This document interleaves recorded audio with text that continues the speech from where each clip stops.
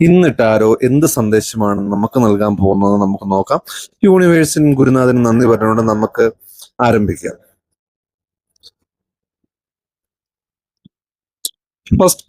First card നമ്മുടെ ഇപ്പോഴത്തെ എനർജിയെ സൂചിപ്പിക്കുന്നു. രണ്ടാമത്തെ കാർഡ് യൂണിവേഴ്സ് നമുക്ക് എന്ത് മെസ്സേജാണ് നൽകുന്നത് ഉള്ള കാർഡാണ്. മൂന്നാമത്തെ കാർഡ് ഔട്ട്കം, അതിലൂടെ നമുക്ക് എന്ത് പരിവർത്തനം ഉണ്ടാകാം എന്ന് നമുക്ക് നോക്കാം.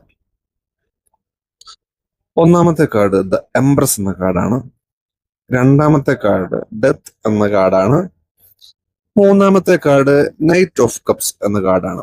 എംപ്രസ് കാർഡ് നമ്മളെ സൂചിപ്പിക്കുന്നത് ക്രിയേറ്റീവ് അബണ്ടൻസ് എന്നിവയെ സൂചിപ്പിക്കുന്ന കാർഡാണ്. സമൃദ്ധി നിറഞ്ഞ ഒരു ദിവസം ആയിരിക്കാനാണ് ഇന്ന് നിങ്ങൾക്ക് സാധ്യത.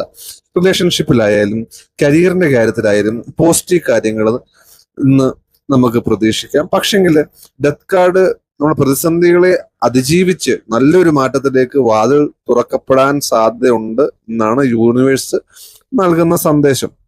വളരെ എല്ലാ കാര്യങ്ങളും വളരെ നല്ല സൂക്ഷ്മകരമായി കൈകാര്യം ചെയ്ത് മുന്നോട്ട് കുതിച്ച് നല്ലൊരു വിജയത്തിലേക്ക് എത്താൻ സാധിക്കുമെന്നാണ് നൈറ്റ് ഓഫ് കപ്സിലൂടെ യൂണിവേഴ്സ് നമ്മളോട് പറയുന്നത്.